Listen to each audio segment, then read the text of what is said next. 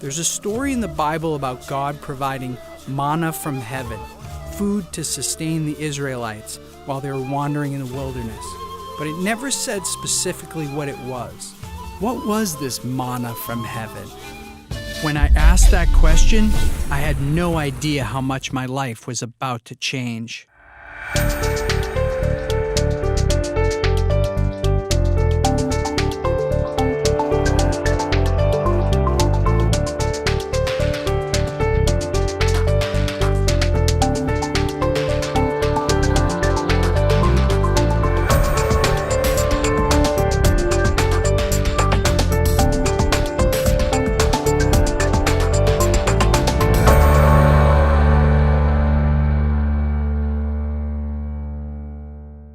The first miracle that Jesus was reported to have done was turning water into wine at a wedding. The story goes that they ran out of wine, and Jesus put a portion of the manna into the water that they boiled as tea. He told the waiters to pass it out as wine. So I call up Deepak, and I said, Deepak, I got to talk to you. I just found some stuff in the Bible that's not making any sense. I think I found some psychedelics in there. I think there's meditation. Like, what do you think? And he's quiet on the phone. And I was like, Deepak, are you there? And he's like, yeah. He said, where'd you find this exactly? Like, send me what you're talking to me about. What do you want to do, Deepak? What should we do about this? You want to write something up? And Deepak was like, this is too important. He's like, why don't we have a conversation about this? Could part of the religious experience have to do with plant sacraments? In Deepak's tradition, the mystery plant soma was used to bring people to communion with God. Could have been that the hymns of the Rig Veda were actually sung to this plant which had no seeds, that had no flowers, that was really mushrooms. There's a scene in the movie Noah, starring Russell Crowe, where he has a dream that he's underwater with animals floating past.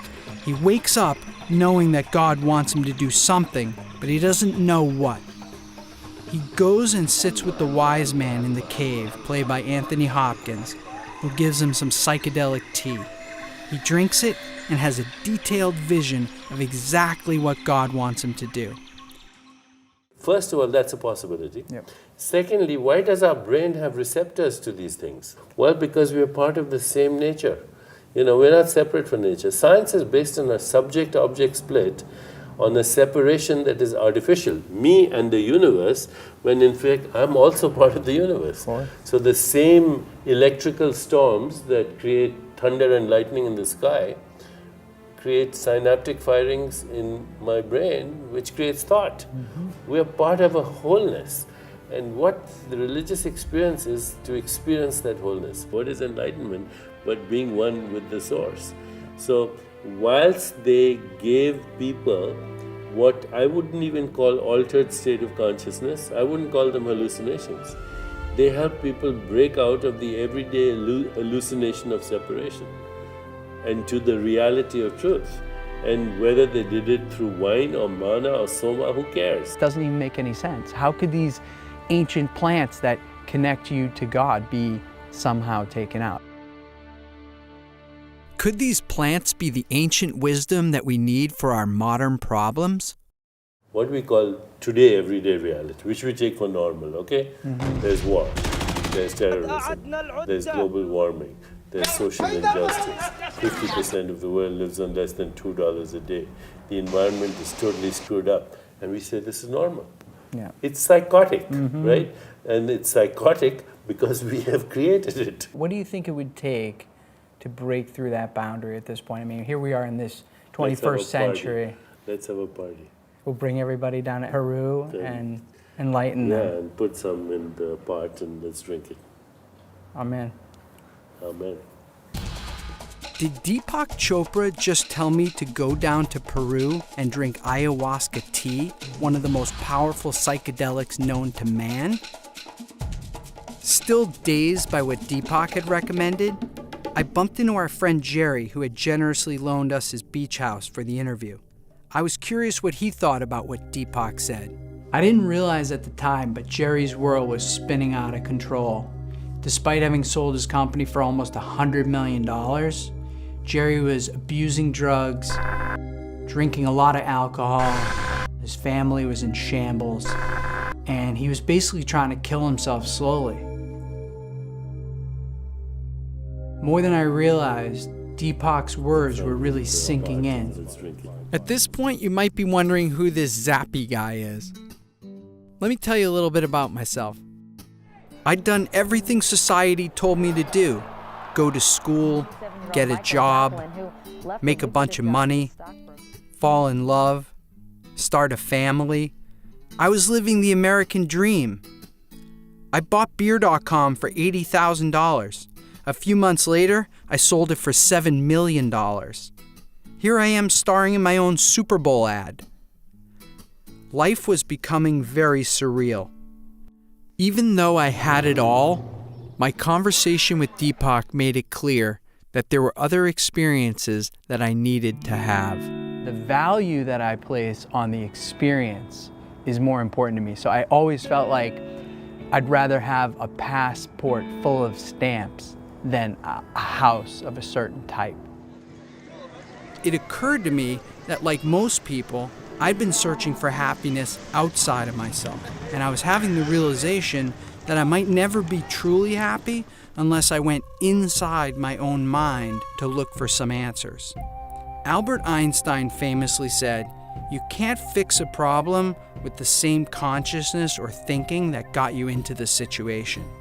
What this meant to me was that if I wanted to solve a problem in my life, or if we as a society wanted to solve some of the big problems we have, like violence, eco-destruction, addiction, depression, we needed to change our collective consciousness. Could society use some of these ancient techniques for its modern problems? I was inspired by people who came before me that seemingly had it all, but chose to take the risk of going inside their own minds. These people were what I would call psychonauts, sailors of the mind. And I saw that these people were going inside their minds and exploring inside their minds as part of what they wound up doing. And I thought, wow, I have to do that.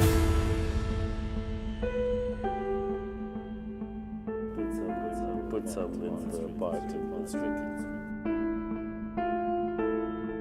I figured before I got too extreme and sat with a shaman, I should go out and talk to some of Deepak's friends about our so-called reality. If you only identify with the realm of 3 dimensions, if you only identify with the realm of the body, if you only identify with the mortal circumstance and the mortal experience, then to that extent you are at the effect of those circumstances.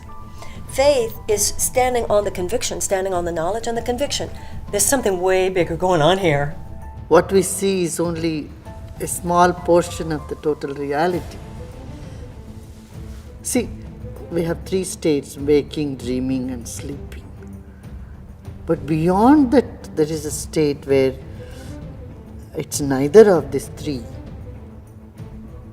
But there is a restful alertness that dawns deep within.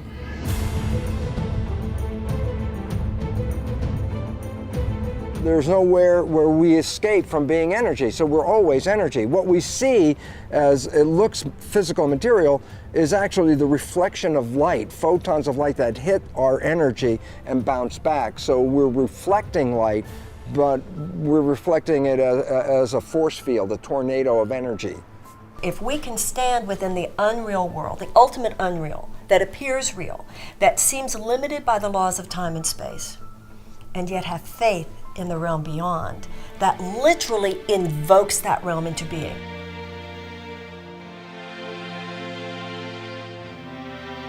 It seemed like what everyone was saying is reality's just a concept. I needed to have the direct experience of going inside. Could ancient wisdom have included plants and meditation?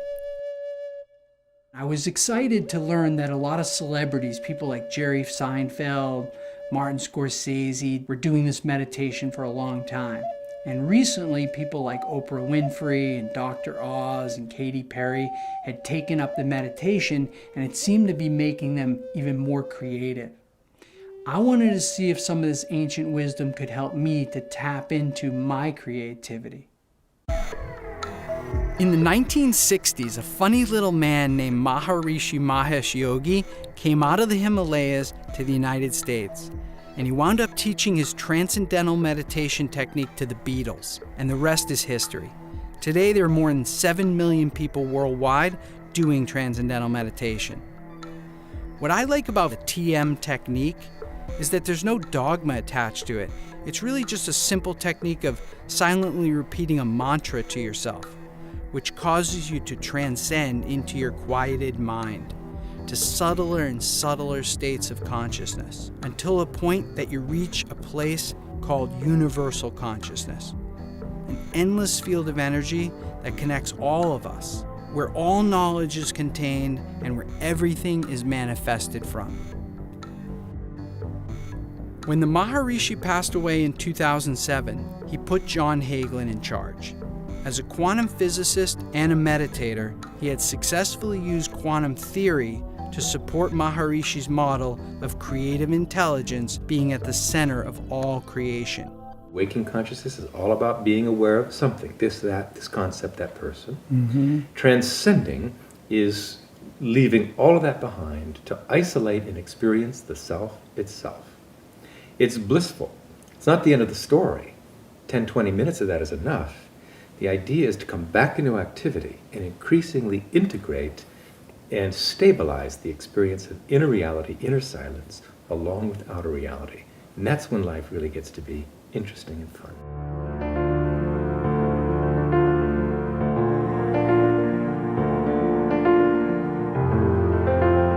The mind has two aspects to it. It's the brain, this which is very concrete, you can measure it, you can touch it, but it's interacting with this field of consciousness. And what they come together is our individual self, our individual personality. And that's what most people think they are. I'm 5'11", I have this education, I'm this part in society, I have this amount of money. But that's not fundamentally who you are. And to know that, you need to have the experience of that. And that's where meditation experience comes in.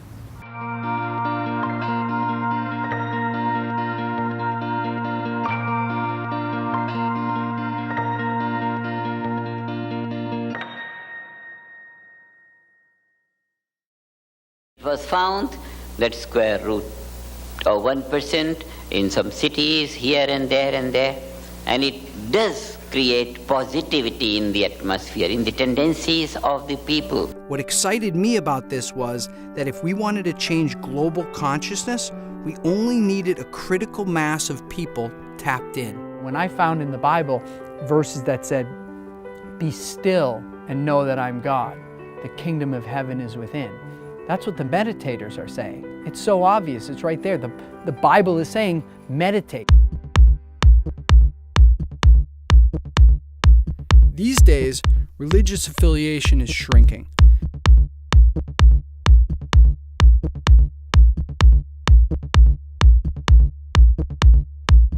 I needed to go speak to some of the religious leaders and top scholars of our time about whether meditation was once part of religion. When it comes to religious leaders, there's no one more high profile than Joel Osteen. I wanted to ask Joel what he thought the manna from heaven was. I've always thought that it was like bread, like a mushroom or something. That's what I heard. That's what I heard. Yeah. I'd like it if it was mushroom. It could sustain them and... Wow, I did not expect that. Bible descriptions from Moses and Jesus sound more like mushrooms than bread.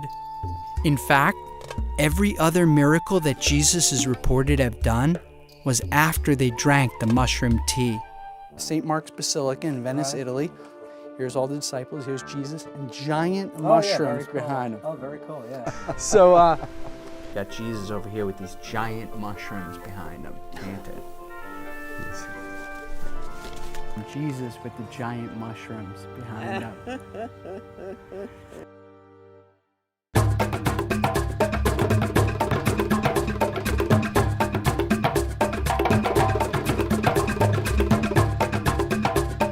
I wanted to talk to some people who've been there, done that.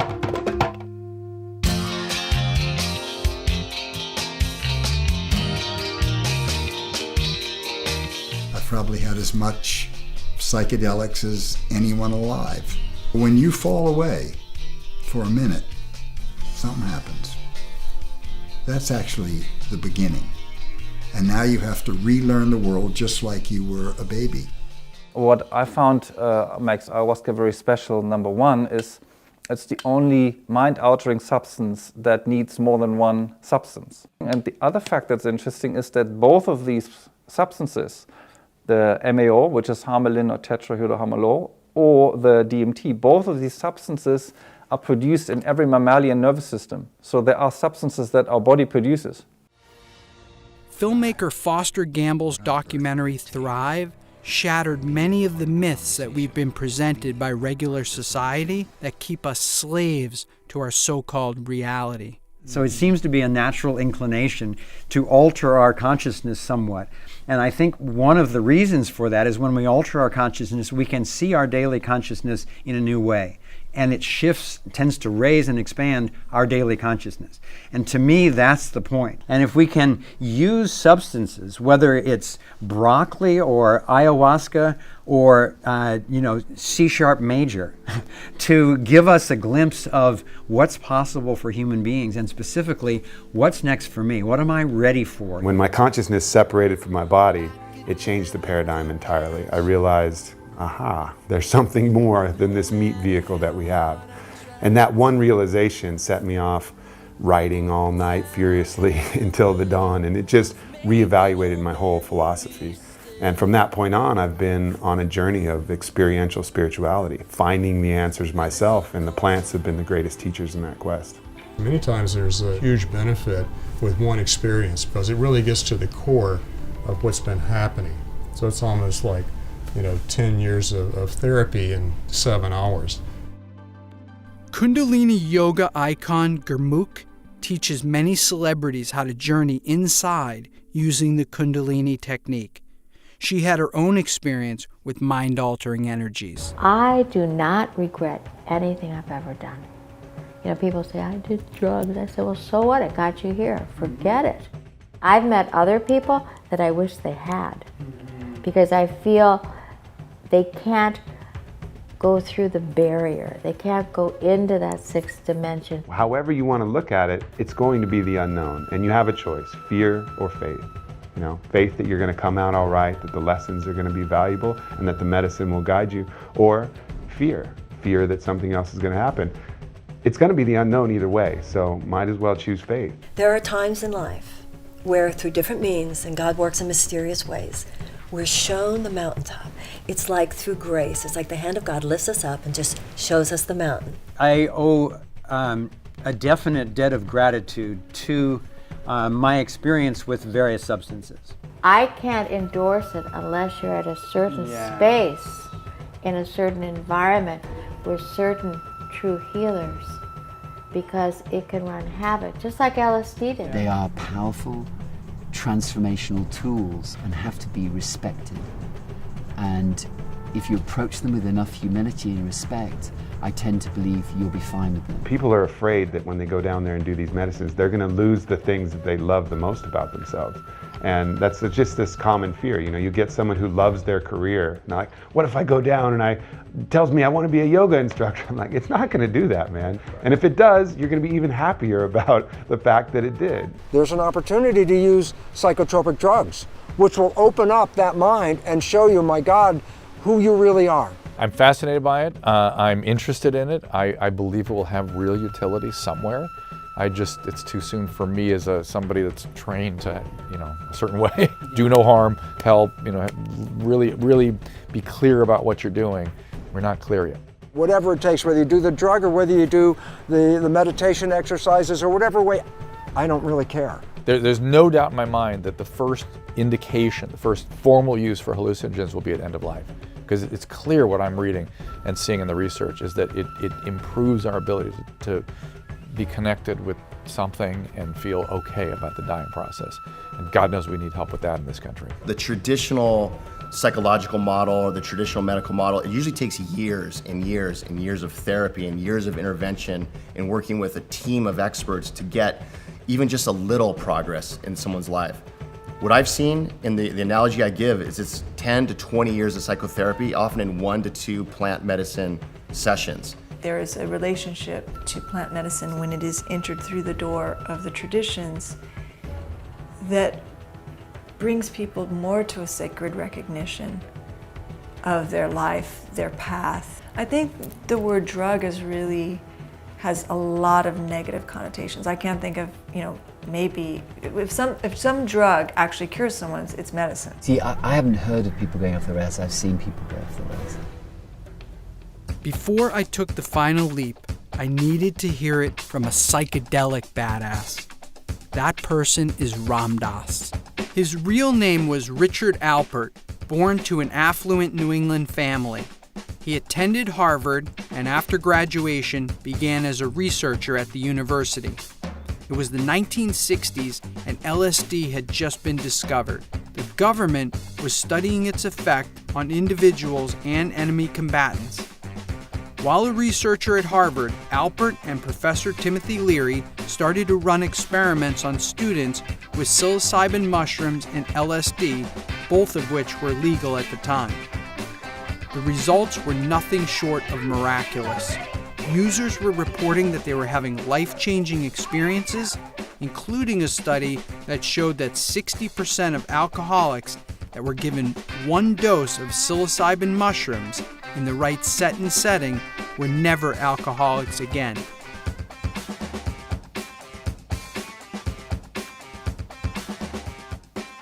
How could everybody not know about this? Discouraged with the West, he headed to India. His guru named him Ram Dass, and when he came back to the United States and published his book, Be Here Now, he was followed around by massive groups of young people.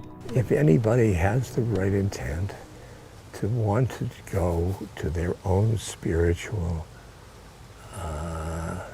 insides, the psychedelics are wonderful for them. Wonderful. Would you recommend that somebody Yes. looking? Yes. So seekers should go find a shaman. Sure. And go down and... Sure. That was it. I was going to gather up a group of friends who wanted to take the risk and go as deep into our minds as humanly possible.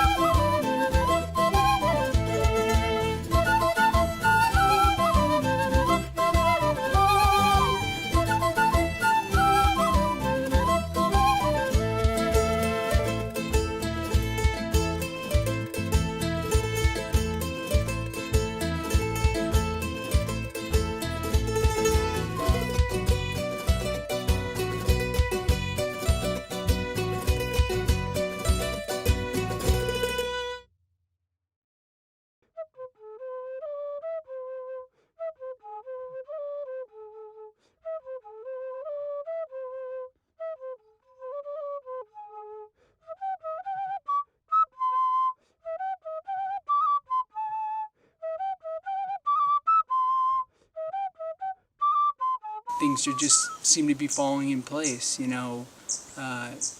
feels like it's guided. It feels like it's meant to be. So for me, I'm just letting it go. I just assume every miracle that is going to happen is about to happen, and I should just kind of enjoy it and let it happen. I have chosen to work with the Mesa, which is medicine bundle, meditations, rituals, counseling, and working with ancestral medicines such as Huachuma or San Pedro, which are ancestral medicines that have been used for over 5,000 years in the Andes of Peru by pre-Incan cultures who were masters of accessing dimensions of consciousness that are so deep that we often don't access. I feel like it doesn't matter where in the world you go, it's like you'll always find, your kind. And when it comes to spirituality, I I respect anything that, or anyone who kind of walks respecting the planet, loving nature, and opening their heart to, the universe and love itself. As long as that's the main priority behind your religion or your, ceremonial, spiritual belief, then, I'm down with you. I've got a few intents. Some are very personal, which I'm going to try and bring back to my family and loved ones. And try and take some of that knowledge or the glimpse of the other dimensions that are out there, which I've been trying to do kind of in artificial ways. I mean, sometimes with my artwork and my creativity, but in other ways with less natural things. And sometimes that's an anesthetic for pain or just your day-to-day life that gets you down. But this is something that's been calling me for a while to come and do this, but it hasn't been the right moment in my life, and so it all seemed to just fall into place naturally. I'm here to have sort of like a rebirth, to tap into a place that I guess I've never gone. So I don't know where that is. I don't know what that is, but hopefully it's a good thing, and I'll be able to get through it. When you drink the medicine, 50% of the medicine's responsibility is to do all the healing, all the cleansing, all the awakening, all the clearing, all the harmonizing that it needs to do. But the other 50% of taking it further, of taking it deeper, is always yours. Part of my work in this is to make the most gentle transition possible from being very sleepy to being fully awake. Really looking forward to tapping into some of those guys' stuff upstairs.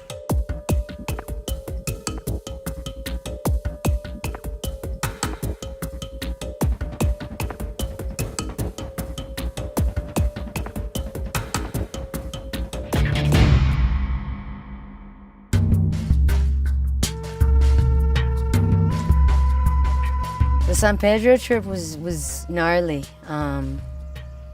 It was really insane because Freddie Puma, the shaman that introduced us to the catalyst to a spiritual journey, which was the San Pedro, the drink. He so in tune, that guy. And I recall, being at the top of the mountain, at this plateau where we all, we're just so tired from this massive, high altitude trek, and we're finally, getting some air, and you're looking off at these amazing clouds that are flying right at you, and you're at the precipice of this mountaintop, and you see hundreds of feet below you, and I got this enormous sorrow that I was just overwhelmed with. And the sorrow that consumed me was something that I've been carrying for many years, kind of like a little rebellious anger, like, why am I here? Like, Dad, I didn't knock on your balls, to come out into this, universe kind of anger that I've been holding since I was a teenager, you know what I mean? Why stay in the chaos? Why suffer? Why struggle? When you can liberate all of that and be of higher service while being gentle on yourself. I know that you need your ups and downs so that you can be human and enjoy life and transition, because it's part of the beauty of existence is to be sad and enjoy happiness. You need to know both sides. But this overwhelming sadness wasn't mine. It didn't belong to me. Ever since I was a little kid, it didn't belong to me. It's not mine. I'm a passenger, like Iggy Pop says, you know what I mean? I'm here to ride this, and in a respectful way, respect everything that I come across, and, walk my path with love, and, say goodbye after my journey's done. And he came out, and I felt this warm energy behind me, and there he was, while I was on the rock, overlooking the clouds that are flying towards me. I was crying, And he touched my shoulder and he said, "It's not yours. Let it go."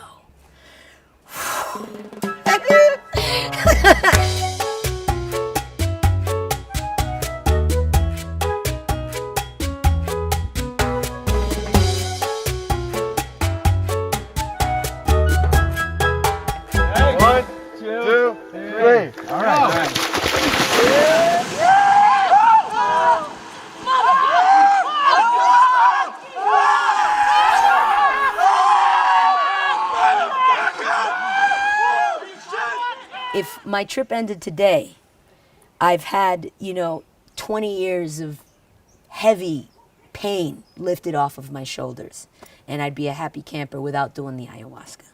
So, I'm feeling really, really, really, really light on my feet, happy, appreciative, and receptive. Very feminine, you know? I'm such a tomboy. It's kind of about time I step into my femininity. My full intent coming down here, my macro intent was to try to share with everybody in the world, for that matter, the fact that there's different ways to see reality, and that we sort of in this moment of chaos need to take a step back, everybody, and just try to see things a little differently. The only way that you're supposed to fulfill your role is by being yourself. That is the heightened you. You attract more love and you attract more energy. One of my intents and one of the things I asked for was to face my fears. And I realized that, no, I don't need to face my fears. My fears are not going to go away. First, I have to accept myself with my fears. Each person have a pattern. And that pattern is 50% woven by the person and 50% by the divine. Ayahuasca is capable of changing that whole pattern. From being one person one day, the next day you're completely another person. I'm open to light and love and just good vibes, and anything that isn't on that vibration or frequency, I'm just like, I don't even see you, you don't exist. So that's how I'm walking into this ayahuasca trip. I'm just in a very receptive place. I just, I know what I'm about, I know what I stand for, and I know what I resonate with, and, I just hope to walk that path, and, whoever's walking along that path, I hope to meet you, and we can join hands and, take this trip together,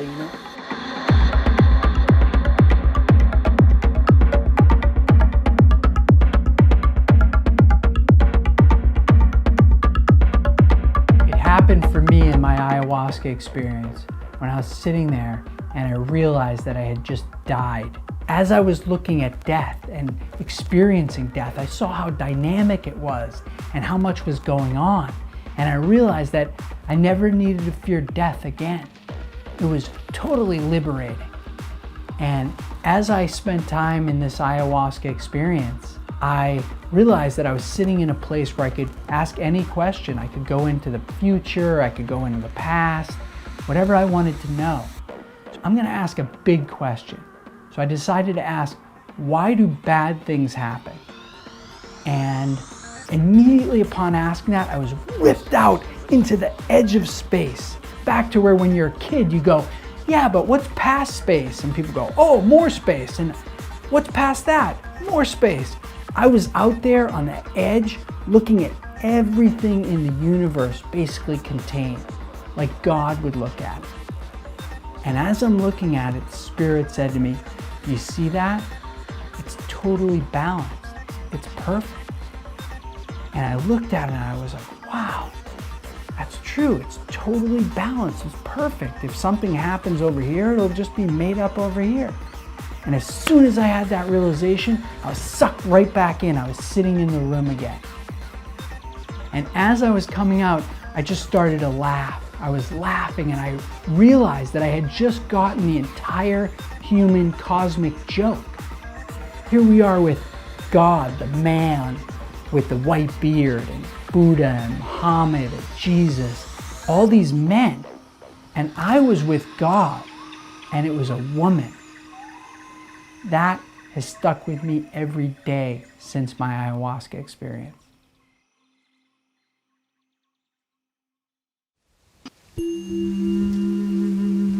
Well, for me, ingesting the medicine was a destruction of everything I've ever known, everything I've ever believed in, everything I ever thought was true.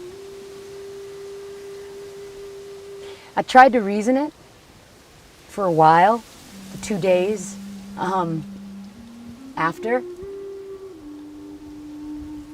Try to reason the idea that it's a hallucinogenic drug, Michelle. It just, it takes things from your subconscious and projects them. You know, there's absolutely no way that there's any truth in what you envisioned.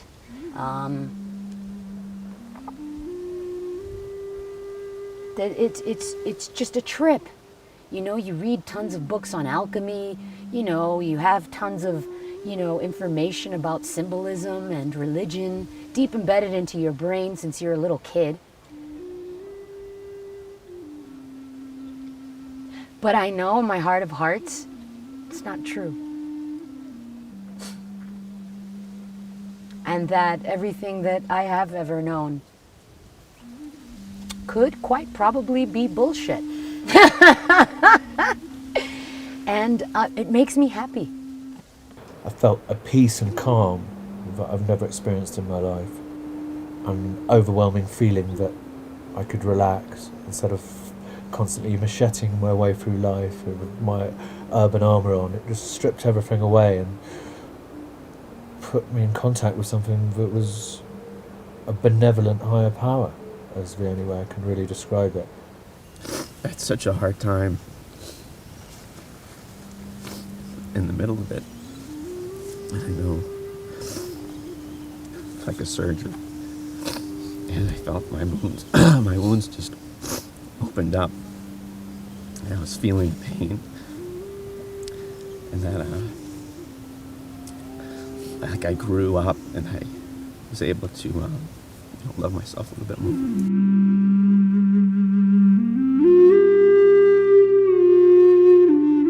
Once I got through that hard part, or the part that I needed to get out, it was just definitely the best life-changing experience that I've ever been through. When people access these medicines, they need to access with full love, with full willpower. Otherwise, they need to find other ways. People will transcend anyways. Now is the time. And these medicines are major assistants, major helpers, major masters, you know, assisting this process of transition for humanity from one level of consciousness to a higher level of consciousness. I've lost a lot of anger, a lot of hatred, and a lot of, you know what, if you're an asshole, be an asshole. It's your fate. You know what I mean? Like, I'm easy now. Like, I'm not angry anymore at all the mean people in the world, you know? Because I accept that they're part of it, and it's all good, you know what I mean? It's not my walk, but, you know, do your thing, and I respect your path. But don't come near me with your evil energy, because I'll knock you the fuck out.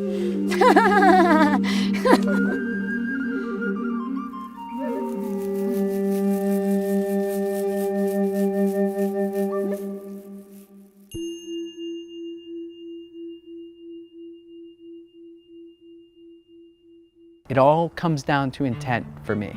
If your intent is right, it's going to work, it's going to be better than you thought, and you're going to have a lot less chaos. It seemed to me that nature recognizes that people are highly stressed and that people need healing medicines for the problems of addiction and depression.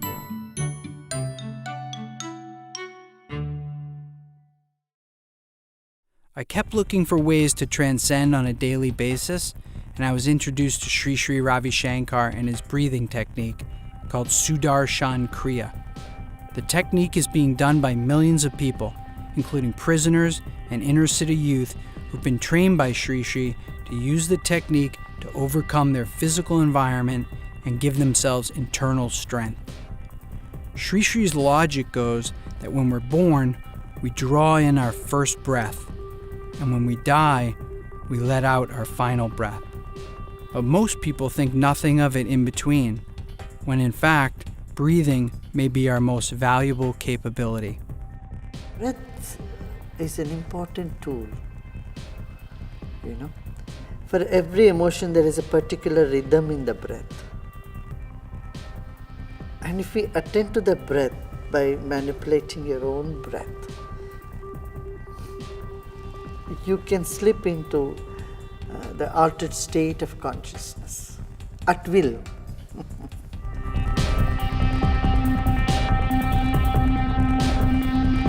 I learned the Kriya breathing, which blew my mind. The fact that I was able to put myself into a psychedelic state with just my breath. Lightning bolts were shooting out of my hands and feet. Time stood still.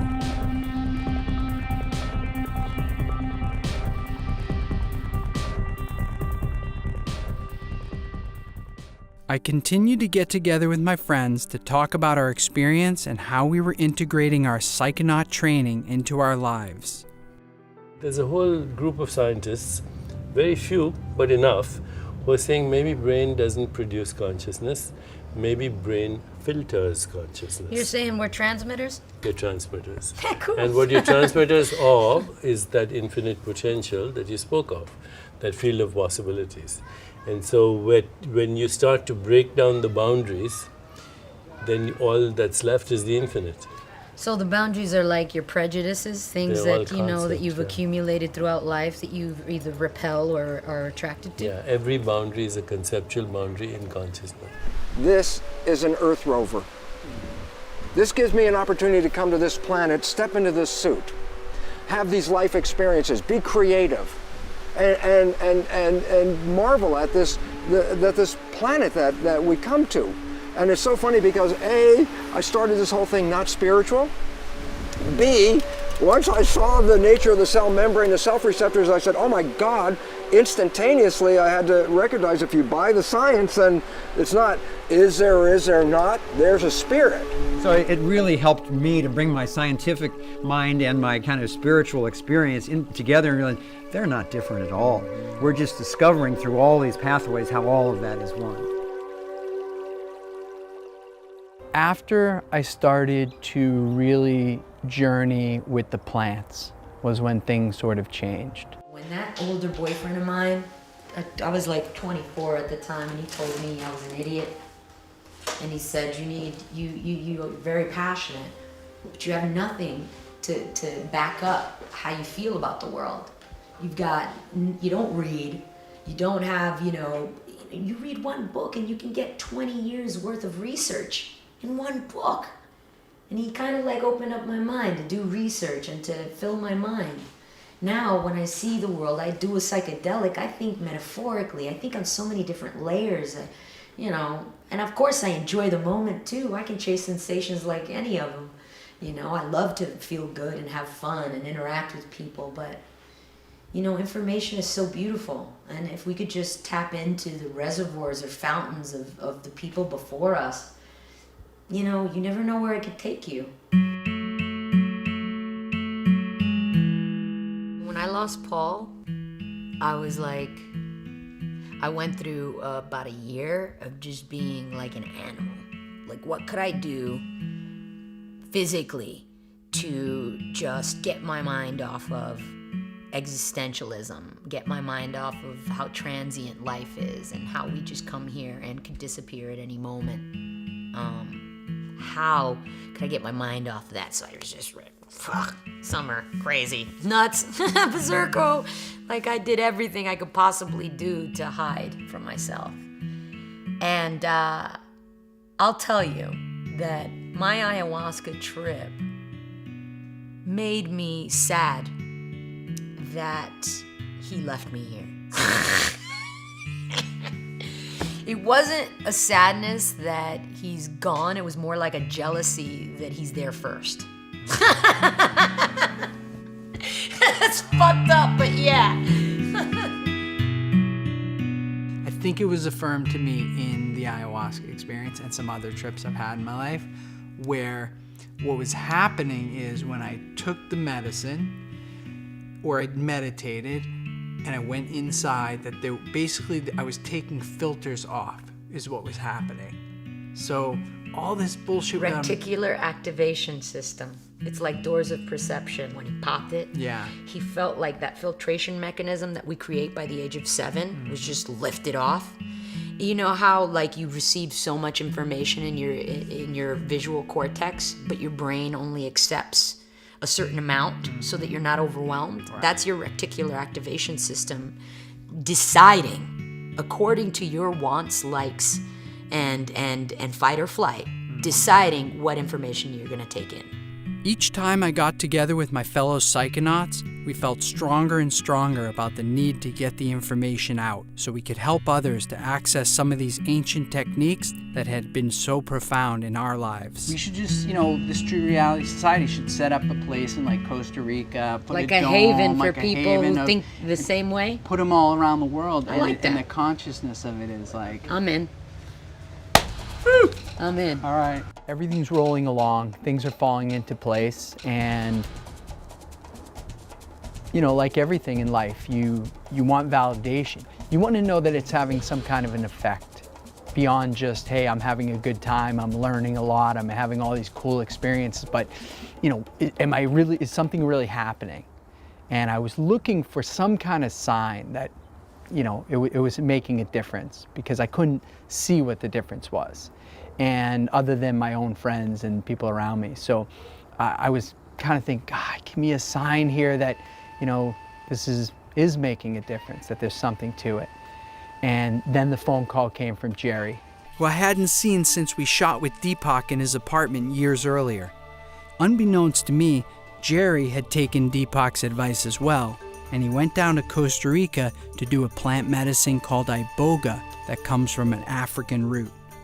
It's the strongest psychedelic known to man, and Jerry was taking it to see if he could break his addiction. The full moon came to Jerry and asked him if he wanted to see why he was so messed up.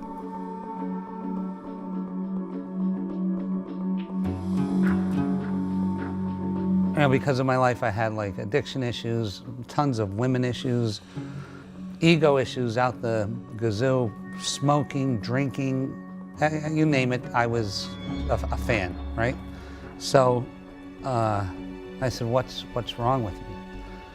And so what happened then is that my body went to a house that I hadn't seen in 48 years. It was my grandfather's house in Scranton, Pennsylvania. And at the front of the house, like 3-year-old me is going like this to me. He's like waving me in. And I'm looking at the floor, and there was, as a kid, I knocked over cranberry juice or grape juice, and it hit the wall, and that stain was on the wall. This is how perfect detail. And then next thing you know, the kid opened the door and like went like this to me, like, go look at it. And my grandfather was sexually molesting me, and I was 3. The moon told Jerry to go see his dead grandfather and have him explain why he'd done it and give him an apology. Jerry went to see his grandfather, who denied it ever happened and sent him away.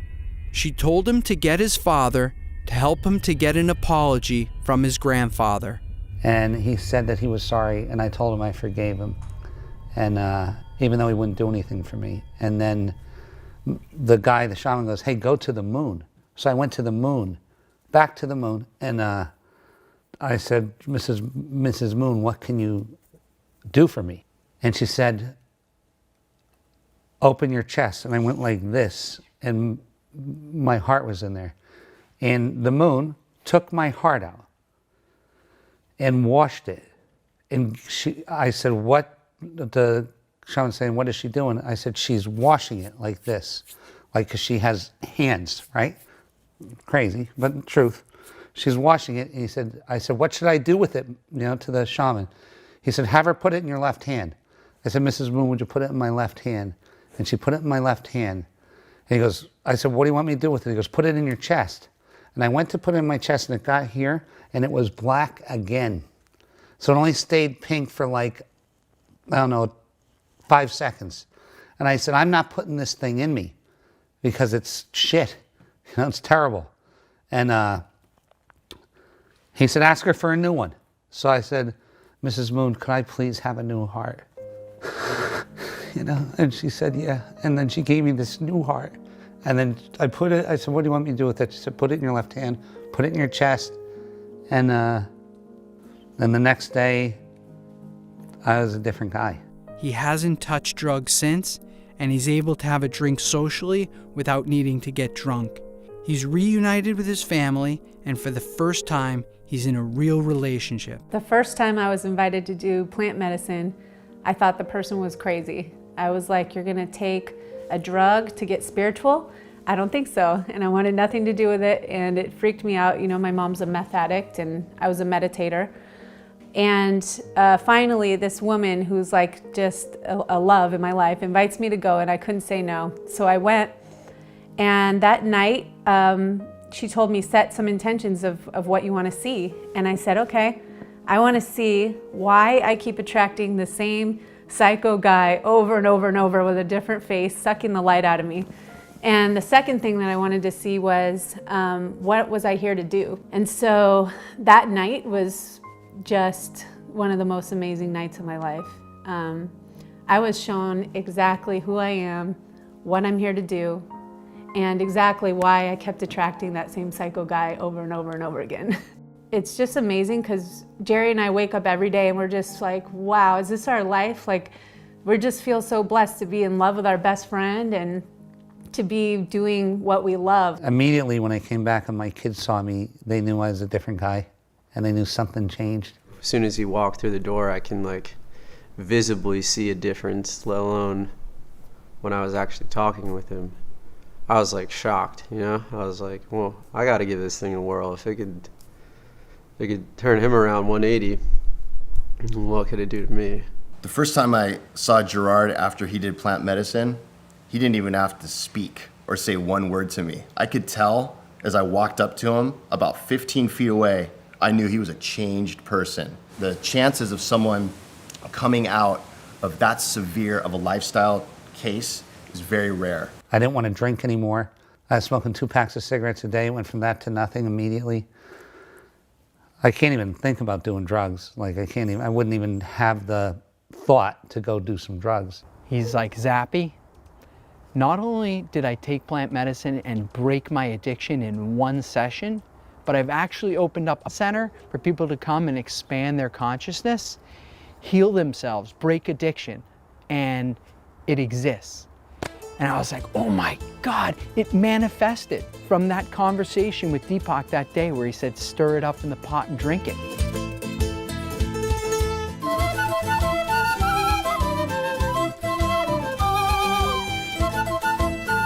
The moon told me, and this sounds so ridiculously crazy, but told me to go buy a center and to make it a plant-based center. Told me what building to buy, told me what to pay for it, told me how to treat my girlfriend, told me how to treat my children, told me that everything would be okay. His place is called Rhythmia. And where is it? Should set up a place in like Costa Rica. This was the miracle I needed. This place had manifested out of that single conversation and the desire to help people break the wiring. The first ever clinic where people can go to expand their consciousness and heal themselves. While you're at Rhythmia, you can receive counseling and spiritual development, including a program developed specifically for Rhythmia by Reverend Michael Beckwith called The Answer Is You. It's a consciousness expanding program that allows people to, 1, take 100% responsibility for their own life, come out of the shame and blame game, blaming others. 2, it moves you through a period of forgiving yourself and forgiving all others so that you can be clean inside. 3, you begin to embrace the vibration of intentionality, having an intention or a direction of how you want your life to be. You have to choose this. If we don't choose it, then the undertow of the human society is choosing for you. Going to a place like, what's being created at Rhythmia is a place where you can literally just come back to life's rhythm. The miracle that you're going to get is that you're going to get the real truth. And the truth is that we are all of us connected from the same thing.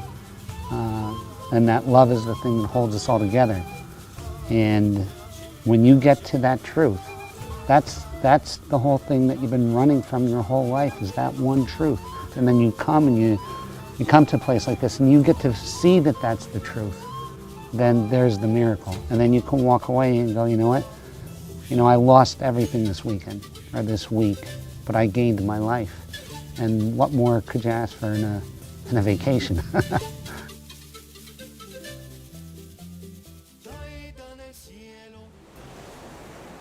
Everything I've gone through has truly been worth it. Because even before this movie's finished, it's already changed the world. Because this place exists.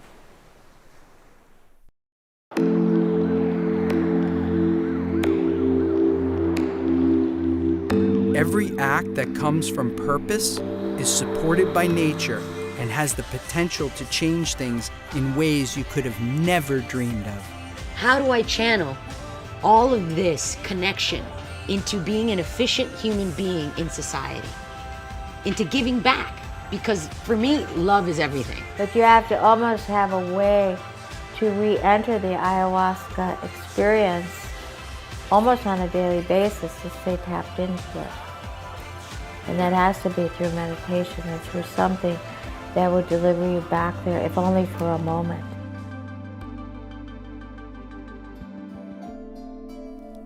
All of us had life-changing experiences. So the question is, how could these incredible plant energies be illegal today to consume or even to study? It turns out that the answer to that question may be even more sinister than the reason they've been taken out of religion: money. The pharmaceutical companies are only interested in selling their patented petroleum-based medications that people need to take for the rest of their lives. These drugs do not cure, but only mask the symptoms and have significant negative side effects. Here I am, living my entire life sustained by plants. I'm eating vegetarian, and my day job is bringing out a plant-based formula to help people with addiction. I owe everything to these ancient tools.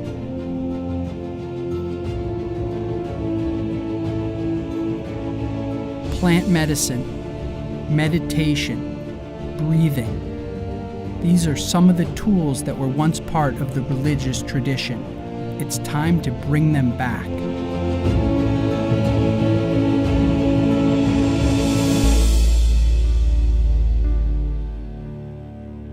We started the True Reality Society to create a peace army to counteract mass violence in the world and to bring together people who believe in the importance of going inside their minds.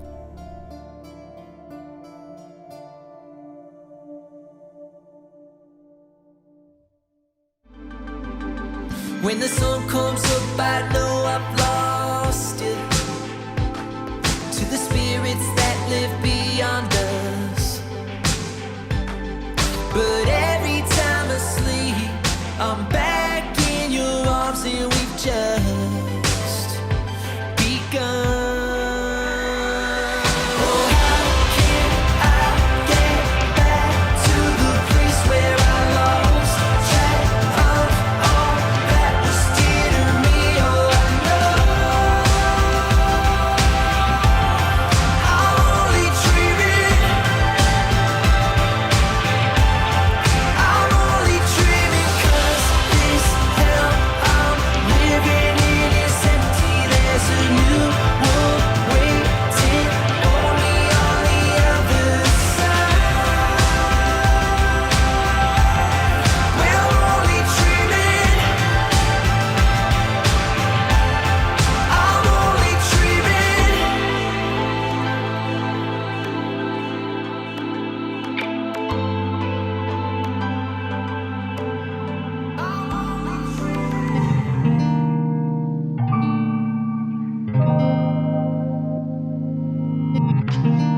I'm going through changes, always changing faces. I'm going through phases.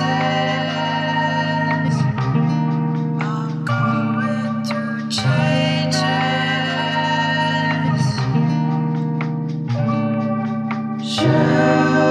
Shine a light on a different side of me.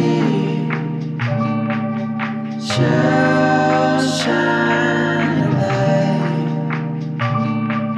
Show me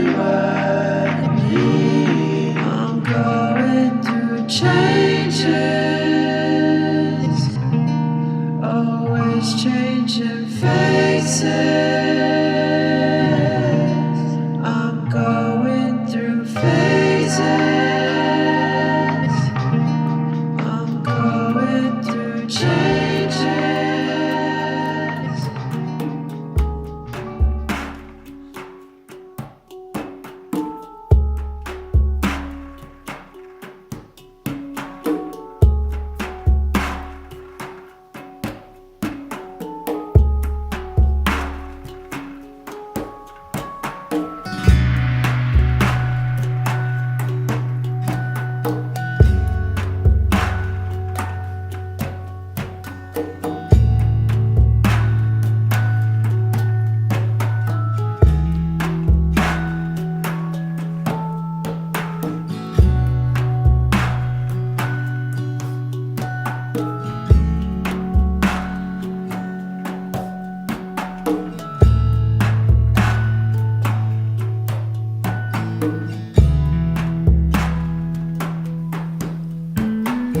Om Shri Mahalakshmi Namaha. Om Shri Mahalakshmi Namaha. Om Shri Mahalakshmi Namaha. Om Shri Mahalakshmi Namaha. Om Shri Mahalakshmi Namaha. Om Shri Mahalakshmi Namaha. Om Shri Mahalakshmi Namaha. Om Shri Mahalakshmi Namaha. Om Shri Shri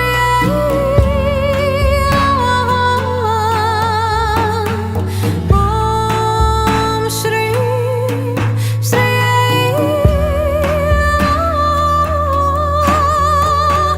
Om Shri Shri Om Shri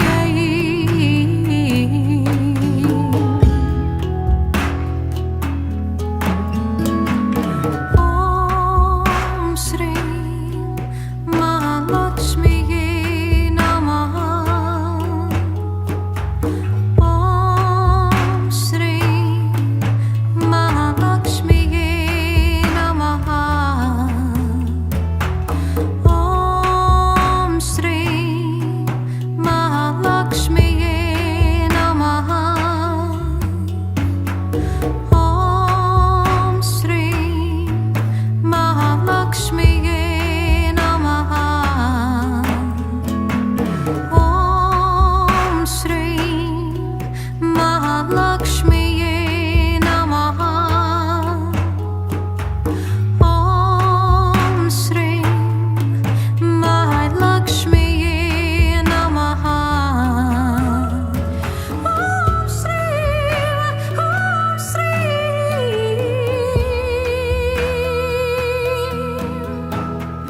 Om Shri Mahalakshmi Namaha. Om Shri Mahalakshmi Namaha.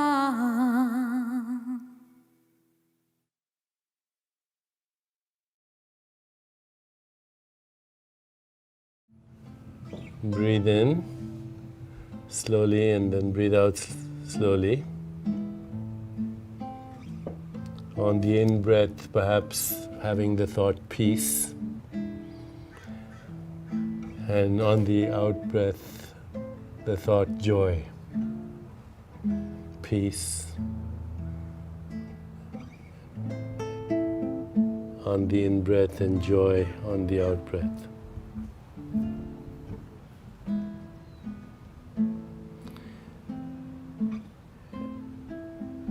And bring your awareness into your heart now. And remember a great experience of love.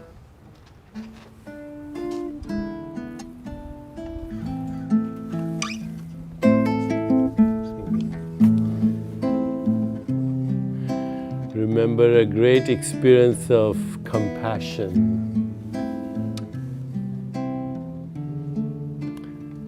A great experience of joy.